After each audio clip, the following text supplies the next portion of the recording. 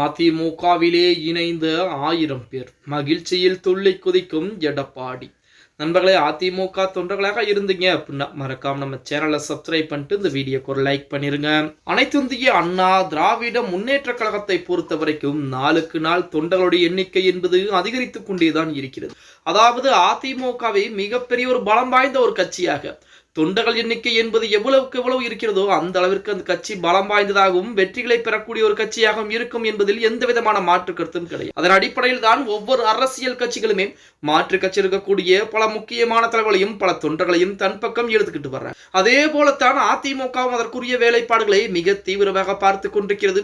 அதன் அடிப்படையிலே கிட்டத்தட்ட 1000க்கும் மேற்பட்டோர் நடிகர் எடப்பாடி பழனிசாமி தலைமை ஏற்று அதிமுகவிலே தன்னை கழக அடிப்படை உறுப்பினராக இணைத்துக் கொண்டிருக்கிறார்கள் அப்படிங்கிற செய்திகள் தற்சமயம் அதிமுகவின் சார்பாக அதிகாரப்பூர்வமாக வெளியிடப்பட்டிருக்கிறது அப்படின்னே கூட சொல்லலாம். தேர்தல் நெருங்குவதால் மாற்றுக் கட்சியினரை தங்கள் கட்சியில் இணைக்க பிரதான கட்சிகள் தீவிரம் காட்டி வரக்கூடிய இந்த வேளையில் அந்த வகையில் திமுக, சிபிஎம், தாவேகா உள்ளிட்ட கட்சிகளைச் சேர்ந்த 1000க்கும் மேற்பட்டோர் சேலத்தில் எடப்பாடி பழனிசாமியை சந்தித்து அனைத்து இந்திய அண்ணா திராவிட முன்னேற்ற கழகத்தில் தன்னை கழக அடிப்படை இணைத்திருக்கிறார்கள் அப்படிங்கிற செய்திகள் தற்சமயம் வெளியாகிக் கொண்டிருக்கிறது. திமுக, சிபிஎம், தமிழக வெற்றி கழகம் உள்ளிட்ட கட்சிகளைச் சேர்ந்த 1000க்கும் மேற்பட்டோர் அதிமுகவில் இணைந்திருக்கிறார்கள். அவர்களுக்கு கட்சி துண்டை போர்த்தி எடப்பாடி பழனிசாமி வரவேற்பு கொடுத்திருக்கிறார்.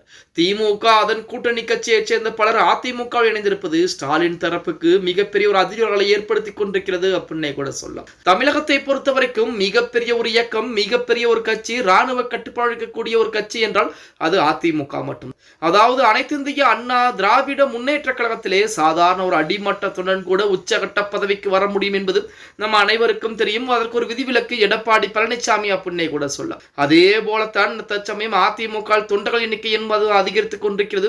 இதிலையும் கூடுதலாக திமுகவில் இந்த பிரச்சனை என்பது இருக்கிறது அப்படின்னே கூட சொல்லலாம். அதாவது திமுகவை பொறுத்த வரைக்கும் ஒரு குறிப்பிட்ட லெவலுக்கு மேல் யாருமே திமுகவிலே முன்னேற முடியாது. குடும்ப உறுப்பினர்கள் மட்டும்தான் உள்ளே வர முடியும். மட்டுமின்றி இன்னும் தேர்தலுக்கு இன்னும் கிட்டத்தட்ட ஒரு 60 நாட்கள் தான் இருக்கிறது. அதற்காகத்தான் திமுக ஒவ்வொரு இடங்களிலுமே இளைஞர் அணி மாநாடு, இளைஞர் பெண்கள் மாநாடு என ஒவ்வொரு மாநாடாக நடத்தி கொண்டிருக்கிறது. நேற்று தினம் கூட திருவண்ணாமலையிலே மாநாடு போட்டிருந்தார்கள்.